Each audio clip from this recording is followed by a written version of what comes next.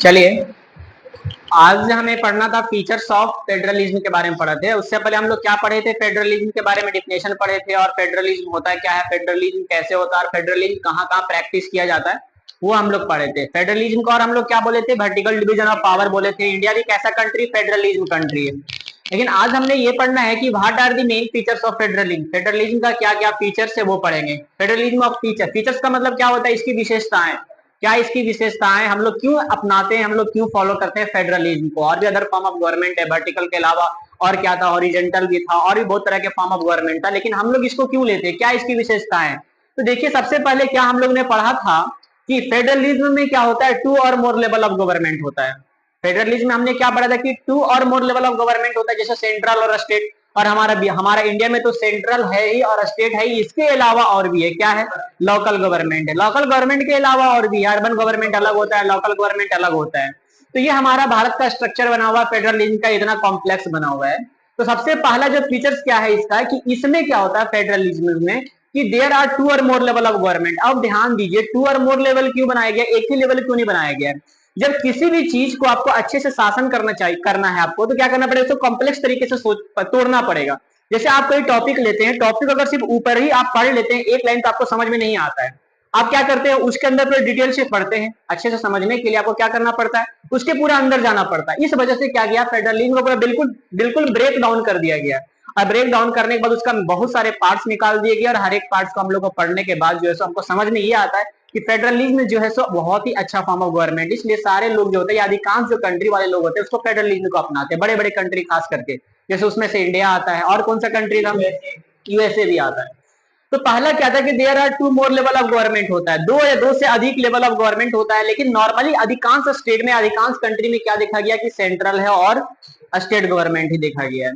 State government को हम लोग और भी क्या बोल सकते हैं, कोई बता सकता है स्टेट गवर्नमेंट को और क्या बोल सकते हैं। उसको पहले हम लोग बोलते थे रीजनल गवर्नमेंट बोलते थे, या प्रोविंशियल गवर्नमेंट बोलते थे। भारत में पहले क्या चलता था, आजादी से पहले प्रोविंशियल गवर्नमेंट चलता था। तो देखिए अगला क्या फीचर है इसका, कि different tyres of government govern the same citizen but each tyres has its own jurisdiction. अब देखिए यहाँ पे मैंने बांट दिया कि हमारा जो फीचर्स और पहला फेडरलिज्म का है कि दो या दो से अधिक लेवल ऑफ गवर्नमेंट होते हैं। तो यहाँ पे क्या बोल रहा है कि डिफरेंट टायर्स ऑफ गवर्नमेंट तो होता है, स्टेट होता है, लोकल गवर्नमेंट होता है और सेंट्रल गवर्नमेंट तो होता है। लेकिन होता है क्या है, सारे जो लेवल ऑफ गवर्नमेंट होते हैं एक ही सिटीजन को गवर्न करते हैं। अब जो सेंट्रल गवर्नमेंट है वो क्या करता है, उसका अलग गवर्नमेंट का अलग सिटीजन आता है क्या, वो गवर्न करने के लिए, वो एक ही सिटीजन को गवर्न करते हैं। स्टेट वाला क्या होता है, वो भी एक ही सिटीजन को गवर्न करते हैं जो सेंट्रल वाला गवर्न करता है। नहीं समझ रहे, जैसे इंडिया के लिए पूरा गवर्नमेंट, इंडिया वाला जो पूरा सिटीजन होगा, गवर्निंग करने का काम कौन करेगा, उसका सेंट्रल वाला करेगा। सेंट्रल वाला करेगा, उसके बाद फिर सेंट्रल के बाद क्या आता है, स्टेट वाला आता है। तो स्टेट में जितने भी सिटीजन रहते हैं उसको गवर्निंग करने का काम कौन करेगा, स्टेट गवर्नमेंट करेगा। तो जो स्टेट में जितने भी सिटीजन थे, वही सिटीजन को गवर्न कर रहे थे सेंट्रल वाला भी कर रहे थे। सेंट्रल क्या था, इंटायर कंट्री के लिए जो होता है उसको सेंट्रल गवर्नमेंट बोलते हैं। तो वही सेंट्रल गवर्नमेंट ने क्या किया, पूरे लोगों को गवर्न किया। वही गवर्न करने वाले जो सिटीजन थे उसी को फिर गवर्न किसने किया, लोकल गवर्नमेंट ने भी किया, और हमारा जो स्टेट गवर्नमेंट था उसने भी किया। यहाँ पे यही बोल रहा है कि डिफरेंट टायर ऑफ गवर्नमेंट, जो अलग अलग टायर ऑफ गवर्नमेंट तो है, लेकिन सारे जो गवर्नमेंट वाले लोग हैं वो क्या करते हैं, एक ही सिटीजन को गवर्न करते हैं। ये नहीं कि सेंट्रल वाले का अलग सिटीजन होता है, लोकल वाले का अलग सिटीजन होता है और स्टेट वाले का अलग सिटीजन होता है, नहीं। सारे लोग, जैसे इस क्लास में हम आते हैं तो हम पूरे लोगों को जो होते हैं सारे टीचर पढ़ाते हैं। हम जो है, जैसे कि हम एसएसटी का टीचर है तो हम क्या करते हैं, तुम लोग को पढ़ा रहे होते हैं। अब जो दूसरा आएंगे इंग्लिश के टीचर, क्या दूसरे स्टूडेंट को पढ़ाते हैं क्या, एक ही टीचर आते हैं या अलग अलग टीचर आते हैं और सेम सिटीजन को सेम स्टूडेंट को पढ़ाते हैं। तो वही यहाँ पे बोल रहा था कि अलग अलग टायर्स ऑफ गवर्नमेंट तो होता है, लेकिन सारे टायर्स ऑफ गवर्नमेंट क्या करता है, एक ही सिटीजन को गवर्न करता है, लेकिन अलग अलग तरीके से गवर्न करता है। हम पढ़ा रहे अलग तरीके से, अलग सर आएंगे वो अलग तरीके से पढ़ाएंगे, but each tyres has its own jurisdiction. लेकिन सारे जो होते हैं, ईच टायर्स के पास जो होते हैं वो उनका अलग जुरिडिक्शन होता है, अलग तरीके से वे लोग जुरिडिक्शन करते हैं। इन ए स्पेसिफिक मैटर, अलग अलग मैटर पे पढ़ाते हैं, of legislation, taxation and administration. सबका एक जैसा रोल नहीं होता है, सबका रोल अलग अलग होता है। किसी का रोल होता है लेजिस्लेशन का, किसी का रोल होता है टैक्सेशन करने का, किसी का होता है एडमिनिस्ट्रेशन करने का। ये दूसरा फीचर्स था कि जो अलग अलग लेवल ऑफ गवर्नमेंट होता है वो क्या करता है, सेल्फ सिटीजन को गवर्न तो करता है, लेकिन अलग तरीके से गवर्न करता है, अलग अलग स्पेसिफिक मैटर्स होते हैं उनका। तो ये दूसरा था। सबसे पहले जुरिडिक्शन का डिफिनेशन क्या होता है वो समझिए। जुरिडिक्शन क्या होता है, the area over which someone has legal authority, the area में be defined in term of geographical boundaries on certain type of subject. तो जुरिडिक्शंस का ये मतलब होता है कि the area over which someone has legal authority, ये एक ऐसा एरिया होता है जिसमें किसी एक आदमी का अथॉरिटी होता है। जैसे बिहार का गवर्नमेंट जो रहेगा वो बिहार के अंदर ही ना शासन करेगा, वो जाके झारखंड में जाके इंटरफेयर करेगा क्या? नहीं ना। तो वही यहाँ पे बोल रहा है कि the area over which someone has legal authority, जिसका एक लीगल अथॉरिटी रहेगा, द एरिया में be defined in term of geographical boundary. उसको हम लोग कैसे डिफाइन कर सकते हैं? ज्योग्राफिकल बाउंड्री, जैसे हमारा इंडिया में इतना सारा स्टेट है, कितना स्टेट है टोटल? 28 स्टेट है। सबका क्या ज्योग्राफिकल बाउंड्री बना हुआ, कितने के अंडर में बिहार रहेगा, इतने के अंदर में उड़ीसा रहेगा, कितने के अंडर में झारखंड रहेगा। तो वही बोल रहा है कि ज्योग्राफिकल बाउंड्रीज के अंडर में जो लोग शासन करते हैं और सर्टेन टाइप ऑफ सब्जेक्ट्स होता है उनका, मतलब कि कहाँ पे शासन करेंगे, किस टाइप के रोल में, मतलब किस टाइप के फंक्शन वो करेंगे। सेंट्रल का फंक्शन अलग होता है और स्टेट का फंक्शन अलग होता है। तो ये दूसरा, ये हमारा तीसरा फीचर था। और क्या है? The jurisdictions of each level are specified in the constitution.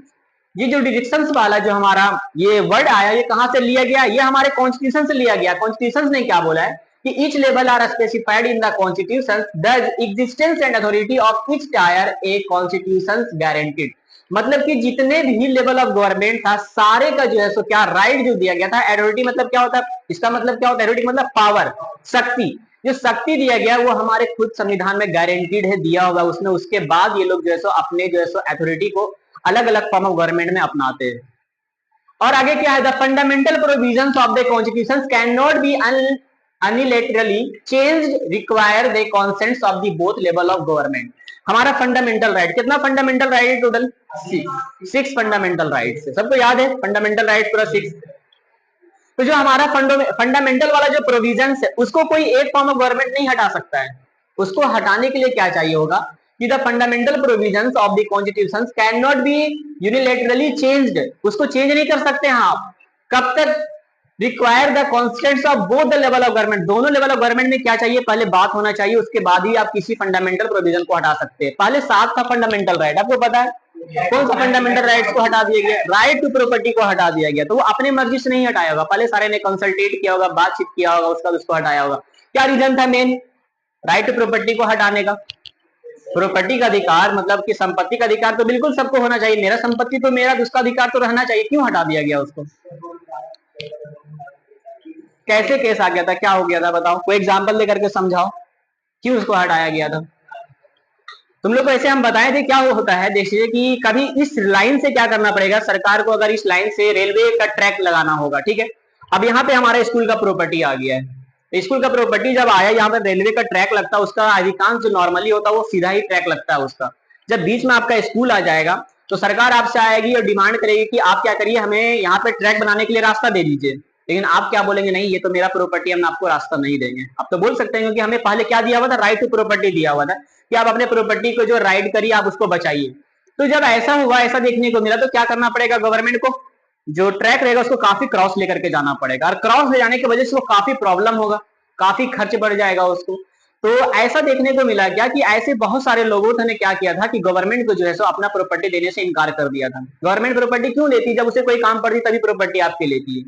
तो गवर्नमेंट ने क्या देखा कि ये बहुत बड़ा केस बन गया है कि राइट टू प्रॉपर्टी वाल जब इसको मैंने दे दिया है तो गवर्नमेंट को भी इसने अपना हक नहीं दे रहा है। तो गवर्नमेंट ने क्या किया, ऐसे सिचुएशन को सॉल्व करने के लिए क्या क्या राइट टू प्रॉपर्टी को हटा दिया उसने। गवर्नमेंट अगर चाहेगा आपके जमीन से कुछ क्रॉस करने के लिए, कुछ ले जाने के लिए, तो क्या करेगा? वो क्रॉस करके ले जा सकता है। अब जो आपका राइट टू प्रॉपर्टी था उसको हटा दिया गया है। मतलब जो आपका प्रॉपर्टी अभी है उससे पहले किसका प्रॉपर्टी हो गया? गवर्नमेंट का प्रॉपर्टी हो गया। आपका अगर चाहेगा तो स्कूल को ऐसे निकाल सकता है यहाँ से। तो ये था हमारा कि जो भी फंडामेंटल प्रोविजन था उसको हटाने के लिए, कुछ भी हटाने के लिए सबसे पहले दोनों लेवल ऑफ गवर्नमेंट को कंसल्टेट करना पड़ेगा। आगे द हाईएस्ट कोर्ट, या जिसको हाईएस्ट कोर्ट क्या होता है किसी भी कंट्री का? सुप्रीम कोर्ट होता है। और किसी का स्टेट का हाईएस्ट कोर्ट क्या होता है? उसको हाई कोर्ट बोलते हैं। डिस्ट्रिक्ट का डिस्ट्रिक्ट कोर्ट होता है। द हाईएस्ट कोर्ट जिसको सुप्रीम कोर्ट बोलते हैं एक्ट एज एन इंपायर, वो इंपायर के रूप में काम करता है if disputes arise between the level of government. अगर लेवल ऑफ गवर्नमेंट के बीच में क्या होता है? डिस्प्यूट्स होता है। डिस्प्यूट्स का मतलब क्या होता है? विवाद। अगर कोई विवाद होता है तो उसके बीच में इंपायर का काम कौन करता है? गवर्नमेंट करता है। Different level of government in the exercise of their respective powers, उसके पावर को रिस्पेक्टिव करवाया जाता है। तो ये था हमारा कुछ फीचर्स थे। और भी फीचर्स क्या है? Financial autonomy is insured. जो अलग अलग लेवल ऑफ गवर्नमेंट होता है उनके पास फाइनेंशियल ऑटोनॉमी भी होता है। अब आप अलग अलग लेवल ऑफ गवर्नमेंट, आपके पास फाइनेंस है ही नहीं। फाइनेंस का मतलब क्या होता है? नॉर्मली पैसे होते हैं। आपके पास पैसा है ही नहीं तो आप कैसे चलाएंगे किसी भी तो गवर्नमेंट को आप कैसे चलाएंगे?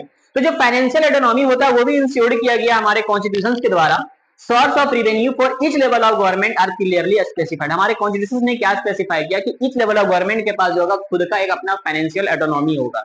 जैसे यहाँ पे हमारा लोकल गवर्नमेंट होगा शेखपुरा का, शेखपुरा में जितने भी यहाँ पे जितने भी टैक्स कलेक्शन होगा वो शेखपुरा गवर्नमेंट के पास जाएगा, लोकल गवर्नमेंट के पास जाएगा, और जितने भी यहाँ पे सिटीजन्स के लिए जो कल्याण करने का काम करेगा वो हमारा लोकल गवर्नमेंट करेगा। तो financial autonomy is ensured source of revenue for each level of government are clearly specified किया गया हमारे कॉन्स्टिट्यूशन के द्वारा। हमारे बुक में एक डबल ऑब्जेक्टिव दिया गया है। डबल ऑब्जेक्टिव, ऑब्जेक्टिव मतलब उद्देश्य होता है।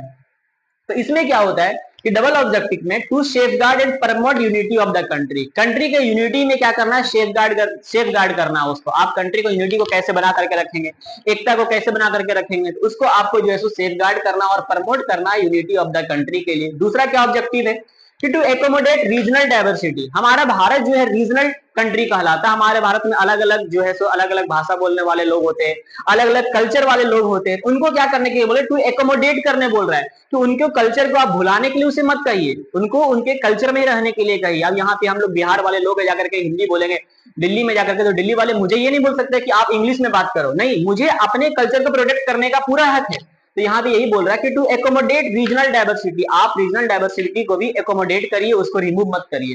तो ये था डबल ऑब्जेक्टिव। याद रखिएगा, क्वेश्चन आ सकता है कि what are the double objective. तो पहला क्या था? To safeguard and promote unity of the country, और दूसरा क्या है? To accommodate regional diversity.